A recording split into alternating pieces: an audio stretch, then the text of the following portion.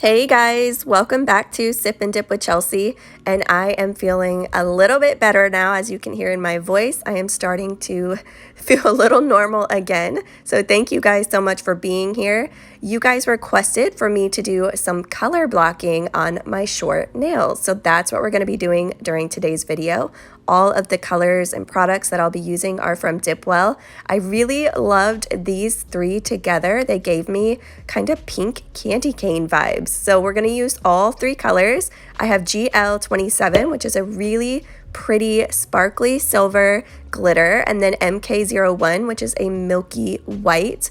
And then over here is NA11, and this one's a very nice neutral pink shade. My nails are prepped, they are ready. I do have a break you can see on my right hand on my pointer finger, but we're ignoring her. So I have Peel Base on for today's video, but let's go get started. So I grabbed my step 2, which is Dipwell's base liquid, and then I also grabbed a cupcake liner. I'm going to do the pour over method just to switch things up for today. With both hands resting on the desk and my thumb pointed slightly down, I start my liquid a little bit further down my nail and guide it back, making sure I don't get any on my skin, just doing a full layer. And I am going to start with the pink shade just so I don't cross-contaminate or get any glitter in it. So I always like to start with my lightest shade or any solid colors before going into my glitter. And I really make sure that I'm covering the entire nail with the powder when pouring over, go all the way to those sidewalls, and then clean up with a toothpick if I have anything on my skin. You can really see that pretty shine on my skin, and I'm wondering if this color might be able to chrome. I'm not sure, it's my first time using it, but I noticed it right away on my skin and I instantly had to show y'all because I'm like, wow, I hope the camera can pick this up. It is so pretty. So I'm following the same steps, making sure I have the powder all over my entire nail and that it's fully absorbed into that base liquid. Then tap off, and once they're dry, I like to use a stiff scrub brush to dust everything off.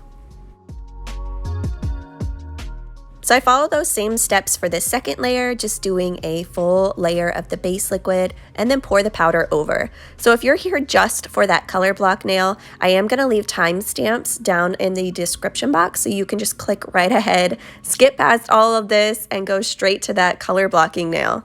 So I totally spaced and forgot that I was doing pink on my pinky as well. So you're going to see me finish these two nails and then I start on my pinky.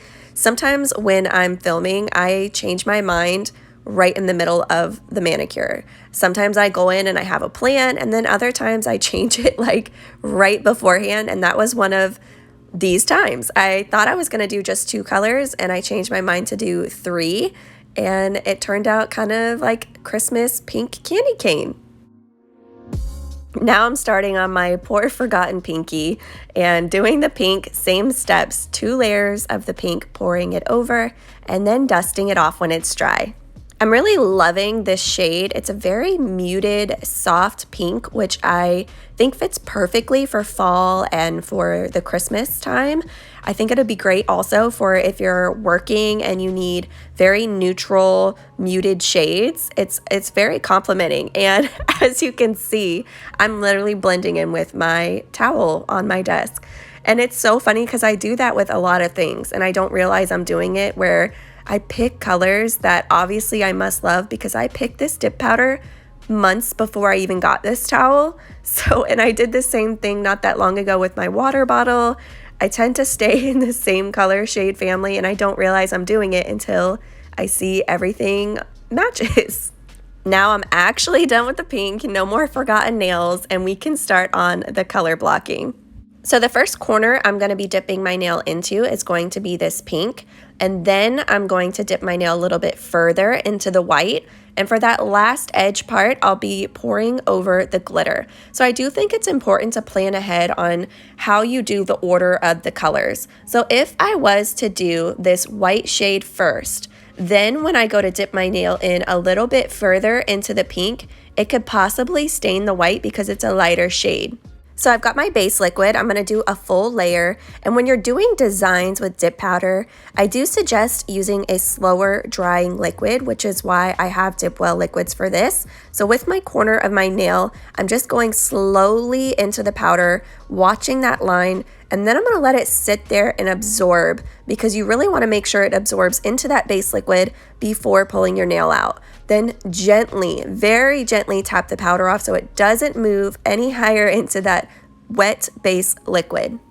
Now I'm gonna grab my milky white shade, and I'm just tapping off any of that excess pink. I should have dusted and brushed off the underside of my nail instead, but no big deal. I do it on the second round when I realize. But we're gonna dip our nail a little bit now further past the pink to create our second line. This is why I mentioned it's so important to order the colors correctly so that they don't stain on each other. And then gently, very gently tapping off that white, and then pouring over the glitter on top. So I do wish, looking back, that I would have just laid my nail flat into the glitter, because the other areas were already dry, so it wasn't gonna hurt it, because you'll see here I didn't really get very much glitter on my pour over method.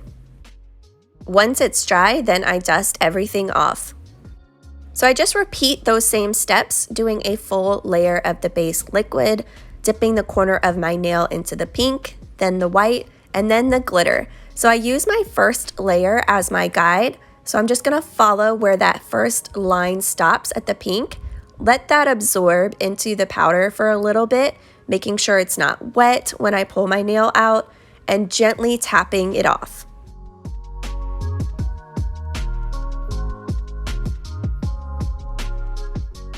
This is when I wisened up and I flip my nail over and dust off some of that excess pink so I'm not contaminating my white.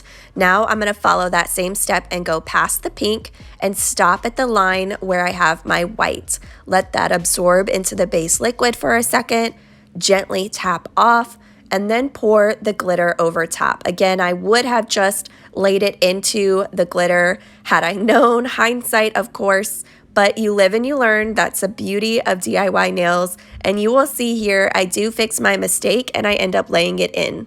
Now that it's dry, I'm just scrubbing everything off, and I'm gonna show you how I fix this sort of bare glitter spot and give it some more pop. So I'm gonna use my base liquid and just paint it into that corner of my nail, being very careful not to cross over into the white section. It doesn't have to be perfect, but just so we don't have to do 100 hand placements. Then I lay it flat into the glitter, and that's it. You'll see it gives a much more full coverage glitter look. So hindsight, of course, but that is the beauty in doing your own nails, is we can fix it ourselves too. Now I'm just using a toothpick to clean up and make sure none of the little glitter pieces got onto the white, so that I have some crisp, clean lines and areas. Once that's dry, then I will dust it off.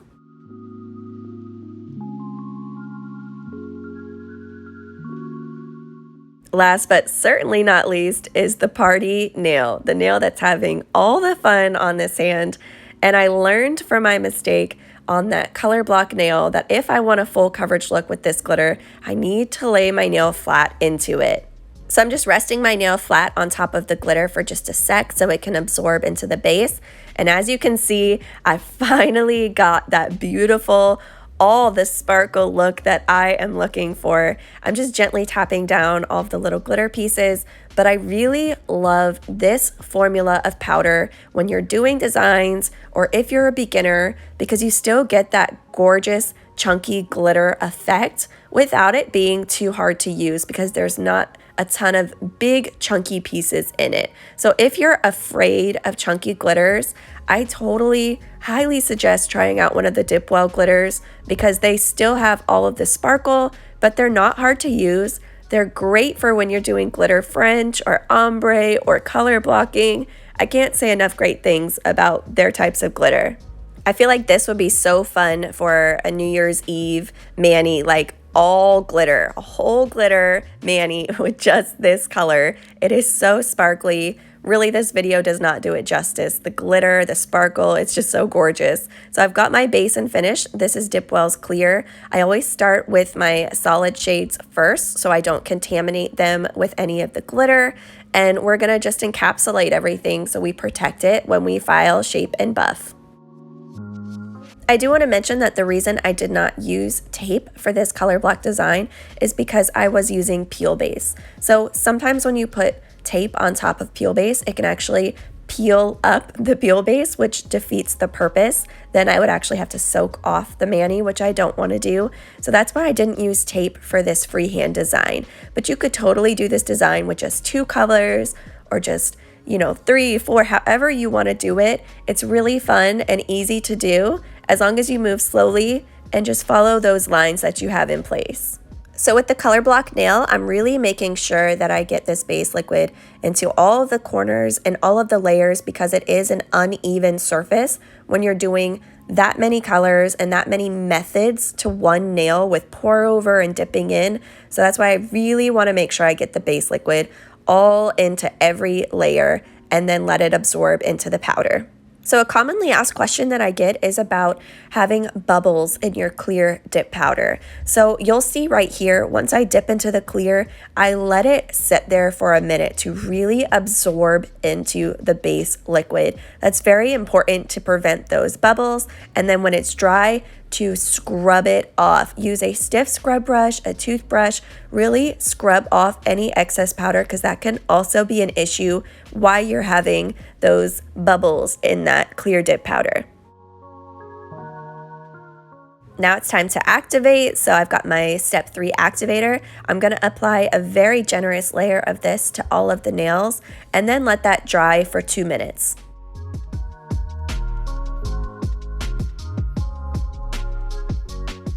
Once they're dry, I'm gonna file, shape, and buff off camera because I have held y'all hostage for long enough. So now that I'm done, I will apply my second layer of activator and then let that dry for 2 minutes before I do my top coat.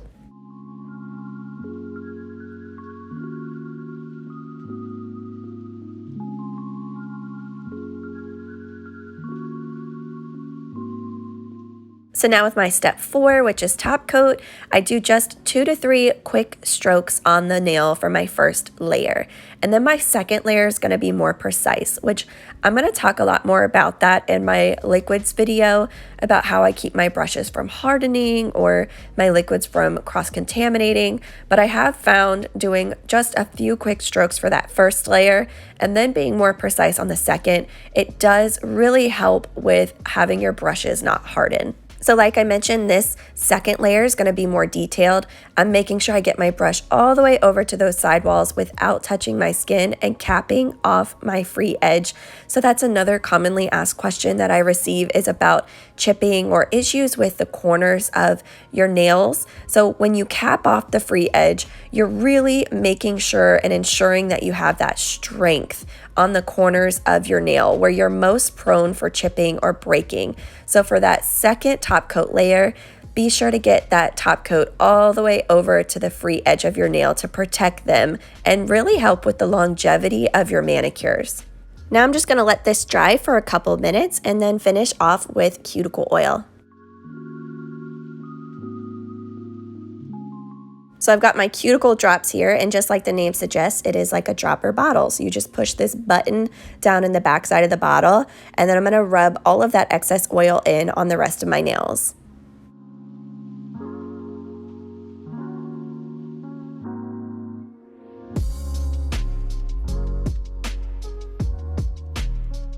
Thank y'all so much for coming and hanging out with me today. I think I'm gonna name this mani the Candy Cane color block because that's totally what it reminds me of. And I earned this pink. I haven't used pink in a hot minute, so I feel like I earned the chance to use some pink dip powder. But I am most definitely revisiting this glitter for New Year's Eve because it's like a party on my nail and I'm so obsessed with it. It's so much fun. But thank you guys so much for the suggestions on the designs, on short nails. I definitely have a lot more planned. I can't wait for you guys to see some of my upcoming videos. So thank y'all so much for being here, and I will see y'all in the next video.